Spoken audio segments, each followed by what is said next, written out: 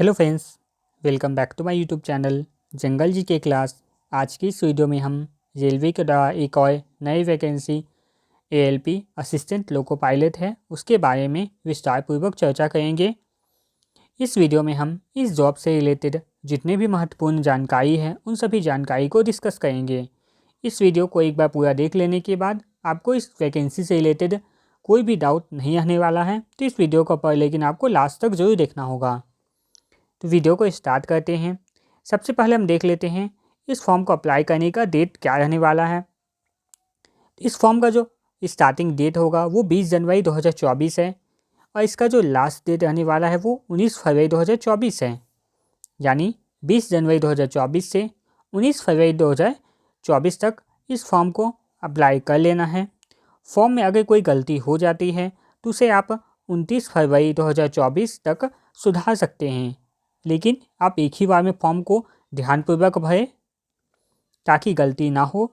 लेकिन अगर फिर भी आपका गलती कोई हो जाता है तो उसे आप 29 फरवरी 2024 के अंदर सुधरवा सकते हैं। अब हम देख लेते हैं इस फॉर्म को अप्लाई करने के लिए फ़ी कितना लगने वाला है। तो इसका जो जनरल और ओबीसी जो कैंडिडेट होंगे उनके लिए 500 रुपया फ़ी रखा गया है। यानी जो भी जनरल या फिर ओबीसी के कैंडिडेट होंगे उन्हें 500 रुपया फ़ी पेमेंट करना होगा। एसटी, एससी, ईडब्ल्यूएस या ईएसएम कैंडिडेट के लिए 250 रुपया फ़ी रखा गया है। माइनॉरिटी यानी जो थर्ड जेंडर है उनके लिए 250 रुपया फ़ी रखा गया है और जितने भी फीमेल कैटेगरी हैं उनके लिए 250 रुपया फ़ी है। ये सभी फ़ी का पेमेंट ऑनलाइन मोड में करना होगा। अब हम देख लेते हैं ये आपका फ़ी पेमेंट करना होगा, लेकिन फ़ी पेमेंट करने के बाद आपका फ़ी रिफंड भी होने वाला है, दिया जाएगा। वो फ़ी हम देख लेते हैं। जनरल और ओबीसी जो कैंडिडेट होंगे जिनका 500 रुपया फ़ी लगा है उनका 400 रुपया फ़ी वापस कर दिया जाएगा। और जितने भी और भी अदर कैटेगरी हैं जिनका 250 रुपया फ़ी लगा है उनका ये 250 रुपया जिनका भी फ़ी लगा है ये पूरा फ़ी उनका रिफ़ंड कर दिया जाएगा। लेकिन इसके लिए एक कंडीशन रखा गया है। वो कंडीशन है कि आपको स्टेज 1 का जो एग्ज़ाम है उस एग्ज़ाम में आपको बैठना होगा। अगर आप स्टेज 1 के एग्ज़ाम में प्रेजेंट नहीं होते हैं तो ये फ़ी आपका रिफ़ंड नहीं किया जाएगा, इसलिए आपको स्टेज 1 के एग्ज़ाम में ज़रूर बैठना है। अब आगे हम देख लेते हैं इसका एज लिमिट, किस कैटेगरी के लिए कितना एज लिमिट रखा गया है। तो इसका जो एज लिमिट है वो 18 से 30 साल है। 18 से 30 साल के बीच के जितने भी कैंडिडेट हैं वो इस फॉर्म को अप्लाई कर सकते हैं। एज का इसका जो कैलकुलेशन किया जाएगा वो 1/7/2024 से किया जाएगा। इसके साथ साथ आपको इसमें एज रिलैक्सेशन देखने को मिलेगा, वो रूल के अकॉर्डिंग है। अब हम देख लेते हैं एज रिलैक्सेशन। इस फॉर्म को अप्लाई करने के लिए आपका जो एज है उसमें कुछ रिलैक्सेशन भी दिया जाएगा। जितने भी एसटी, एससी कैंडिडेट हैं उनके लिए 5 साल का एज रिलैक्सेशन दिया जाएगा। जितने भी ओबीसी कैंडिडेट होंगे उन्हें 3 साल का एज रिलैक्सेशन मिलने वाला है। साथ ही एक्स सर्विस मैन के कितने भी कैंडिडेट होंगे जिनमें जनरल ईडब्ल्यूएस के लिए 3 साल का होगा। ओबीसी कैंडिडेट के लिए 6 साल का रहने वाला है। और एसटी, एससी जो एक्स सर्विस मैन होंगे एसटी, एससी के उन्हें 8 साल का एज रिलैक्सेशन दिया जाने वाला है। ये एज रिलैक्सेशन वो एक्स सर्विस मैन के लिए दिया जाएगा, यानी वो पहले से कोई जॉब कर रहे होंगे तो उन्हें ये एज रिलैक्सेशन दिया जाएगा। अगला अब हम देख लेते हैं मंथली सैलरी क्या रहने वाला है। तो इस फॉर्म को अगर आप अप्लाई करते हैं तो इसका मंथली सैलरी 19,900 रहने वाला है, लेकिन ये इंक्रीज हो सकता है आपके ट्रैवल के अकॉर्डिंग, ये सैलरी इंक्रीज होता रहता है। अब हम देख लेते हैं इसका क्वालिफ़िकेशन क्या है। तो अगर आप इस फॉर्म को भरना चाहते हैं तो आपके पास आईटीआई की डिग्री, अप्रेंटिसशिप, डिप्लोमा या फिर डिग्री इन इंजीनियरिंग, इनमें से कोई भी एक क्वालिफ़िकेशन आपके पास रहना चाहिए, तभी आप इस फॉर्म को अप्लाई कर सकते हैं। अब इन डिग्री जो क्वालिफ़िकेशन है हम और डिटेल में देख लेते हैं।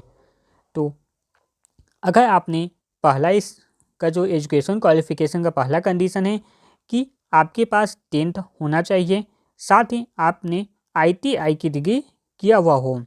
अगर आप 10 और आईटीआई किए हुए हैं तो आप इस फॉर्म को अप्लाई कर सकते हैं। अब देख लेते हैं, ITI में तो बहुत सारे ट्रेड होते हैं, लेकिन कौन कौन से ट्रेड को इसमें मौका दिया गया है। तो अगर आपने fitter, electrician, instrument mechanical, maintenance mechanic radio या टीवी, इलेक्ट्रॉनिक्स मैकेनिक मोटर वाहन, वायरमैन, ट्रैक्टर मैकेनिक, आर्मेचर और coil winder mechanic, diesel, heat engine Turner, machinist, refrigerator और एयर कंडीशनर मैकेनिक। इन ट्रेडों में अगर आपने ITI किया हुआ है तो आप इस फॉर्म को अप्लाई कर सकते हैं। और इसके अलावा और भी जो कैटेगरी है वो, या आपने 10 किया हुआ हो, साथ ही आपने 10 के साथ साथ अप्रेंटिसशिप किया हुआ हो। आपने 10 के बाद ITI नहीं किया लेकिन अप्रेंटिसशिप किया हुआ है जहाँ जो ट्रेड दिया हुआ है उसमें से, तो भी आप इस फॉर्म को अप्लाई कर सकते हैं। या फिर आपने 10 किया हुआ हो, 10 के साथ आपके पास इंजीनियरिंग की डिग्री होनी चाहिए। 10 के साथ साथ आपके पास मैकेनिकल, इलेक्ट्रिकल या इलेक्ट्रॉनिक्स, ऑटोमोबाइल इंजीनियरिंग, इनमें से किसी भी ट्रेड से आपने 3 साल का डिप्लोमा किया हुआ हो तो अभी आप इस फॉर्म को अप्लाई कर सकते हैं। तो ये आपका इसका एजुकेशनल क्वालिफिकेशन बन गया।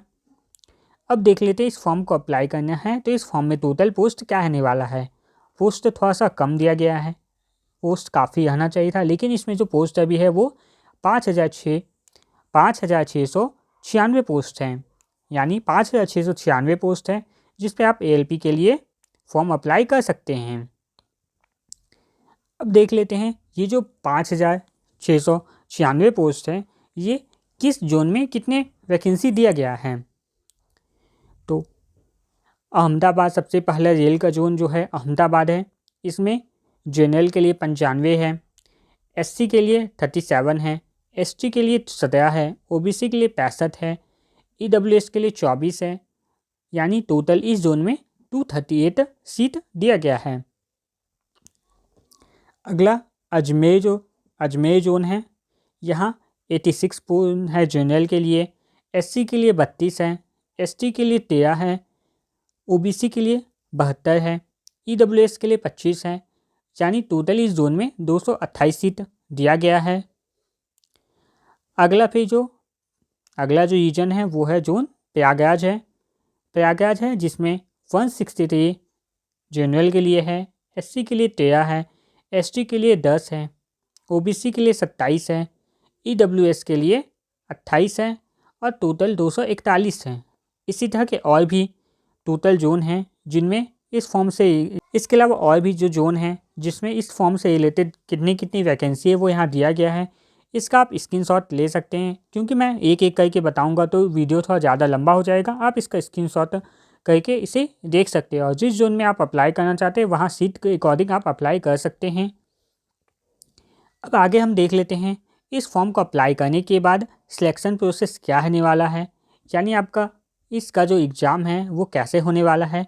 तो इस एग्ज़ाम में सबसे पहले CBT 1 होने वाला है जिसमें रिटन एग्ज़ाम होगा कंप्यूटर बेस्ड पर, CBT 2 होगा जिसमें रिटन एग्ज़ाम लिया जाएगा, और थर्ड जो होगा वो डॉक्यूमेंट वेरिफिकेशन और मेडिकल एग्ज़ाम होगा। ये 4 प्रोसेस से आपको गुजरना पड़ेगा जिसके बाद आपका सिलेक्शन हो जाएगा। अब हम देख लेते हैं, डिटेल में देख लेते हैं। जैसे सबसे पहले CBT 1 जो है इसमें किसका पैटर्न एग्ज़ाम का क्या रहने वाला है। तो अगर आप CBT 1 का एग्ज़ाम देते हैं तो आपको इसमें 4 सब्जेक्ट देखने को मिलेगा। सबसे पहले मैथ रहने वाला है, फिर साइंस रहेगा, फिर GK रहेगा और करेंट अफेयर रहेगा। ये 4 सब्जेक्ट CBT 1 का एग्ज़ाम में रहने वाला है। अगर आप CBT 1 एग्ज़ाम को क्वालिफाई कर लेते हैं तो फिर आपका CBT 2 एग्ज़ाम होगा। लेकिन CBT 1 के एग्ज़ाम में इतने सारे सब्जेक्ट को रहेंगे, लेकिन इनका क्या मार्क्स रहने वाला है, क्या नेगेटिव मार्क रहेगा, वो सभी को भी देख लेते हैं। CBT 1 जो होगा वो 60 मिनट का रहने वाला है। फर्स्ट पेपर का जो एग्ज़ाम होगा 60 मिनट का एग्ज़ाम होगा जिसमें 75 क्वेश्चन रहेंगे और हर क्वेश्चन 1 मार्क्स का रहने वाला है। लेकिन इसमें नेगेटिव मार्किंग 1/3 रखा गया है। अगर इसमें गलत क्वेश्चन होता है, 3 गलत क्वेश्चन पे 1 नंबर आपके कटने वाले हैं। साथ ही ये एग्ज़ाम जो होता है वो अलग अलग शिफ्ट में लिया जाता है। अगर ये अलग अलग शिफ्ट में लिया जाएगा तो नॉर्मलाइजेशन किया जाएगा। ऐसे भी ये फॉर्म बहुत ज़्यादा संख्या में भरा जाता है, तो मल्टीपल शिफ्ट में होना तो तय रहता है। इससे इस एग्ज़ाम में नॉर्मलाइजेशन होने वाला है। अब देख लेते हैं CBT 1 अगर आपने क्वालिफाई कर लिया तो फिर आपको CBT 2 एग्ज़ाम देना पड़ेगा। CBT एग्ज़ाम में 2 जो एग्ज़ाम होगा उसमें क्या रहने वाला है, तो ये 2 पार्ट में एग्ज़ाम होने वाला है। पार्ट ए जो होगा उसमें math, reasoning, basic science and engineering, इन सब के 100 क्वेश्चन रहने वाले हैं और 90 मिनट आपको टाइम दिया जाएगा। पहला पेपर जो होगा उसमें math, reasoning, basic engineering, science and engineering के क्वेश्चन रहने वाले, ये 100 क्वेश्चन रहेंगे इन्हें मिला के टोटल, और 90 मिनट का इसमें समय दिया जाएगा। फिर पार्ट 2 जो होगा वो ट्रेड टेस्ट होगा। ट्रेड टेस्ट होगा यानी जिस भी ट्रेड से आपने ITI किया हो, डिप्लोमा किया हो या फिर इंजीनियरिंग किया हो, उसी ट्रेड से रिलेटेड 75 क्वेश्चन दिया जाएगा। इसके लिए आपको 60 मिनट का समय मिलने वाला है। ये जो ट्रेड टेस्ट है ये क्वालिफाइंग नेचर का होता है, इसमें आपको क्वालिफाई करना ज़रूरी रहता है। और जो पेपर 1 का जो नंबर होगा इसी पे आपका मार्क्स बनने वाला है, मेरिट। अब हम देख लेते हैं अगर आपने इस फॉर्म के लिए CBT 1 को आपने CBT 1 क्वालिफाई कर लिया, फिर आपने CBT 2 जो है उसे भी क्वालिफाई कर लिया, तो फिर आपका मेडिकल टेस्ट होगा और साथ में डॉक्यूमेंट वेरिफिकेशन होगा। मेडिकल टेस्ट में A1 कैटेगरी का मेडिकल टेस्ट लिया जाने वाला है, यानी मेन जो इसके में जो आपका चेक किया जाएगा वो आपका आँख होगा। आपका जो आँख का जो टेस्ट है वही मेन इसमें टेस्ट है। इसके अलावा और भी टेस्ट लिया जाएगा मेडिकल, लेकिन वो नॉर्मल रहेंगे। लेकिन मेन जो आपका टेस्ट होने वाला है वो आँख का रहेगा, यानी आपका जो आँख का हो वो 6/6 रहना बहुत ज़रूरी है। इसमें आपका निकट दृष्टि दोष नहीं आना चाहिए, क्लर विजन नहीं रहना चाहिए, ना ही आप कोई चश्मा लगाते हों, नाइट विजन नहीं आना चाहिए, यानी आपका आँख हर तरह से अच्छा होना चाहिए। ना आप चश्मा लगाते हो, ना आपको निकट दृष्टि दोष या फिर दूर दृष्टि दोष में से कोई भी प्रॉब्लम नहीं होना चाहिए। 6/6 आपका आँख रहना चाहिए, तभी आप इस फॉर्म को का मेडिकल जो टेस्ट है उसे क्वालिफाई कर पाएंगे। अगर ये वीडियो आप लोगों को अच्छा लगा हो, आपको जितनी भी जानकारी है वो सभी जानकारी इस वीडियो के माध्यम से मिल गई है, इसी तरह के और नई नई वैकेंसी से रिलेटेड वीडियो को पाने के लिए हमारे चैनल जंगल जी के क्लास को लाइक, शेयर और सब्सक्राइब करना ना भूलें। साथ ही आप हमें टेलीग्राम चैनल, इंस्टाग्राम, फेसबुक पर भी फॉलो कर सकते हैं। टेलीग्राम चैनल का लिंक वीडियो के डिस्क्रिप्शन में दिया हुआ है, वहां से आप उसे ज्वाइन कर लें, जिससे आपको बहुत ही महत्वपूर्ण PDF जो एग्ज़ाम के रिलेटेड इंपॉर्टेंट होते हैं उन सभी को वहां से डाउनलोड कर सकते हैं। धन्यवाद।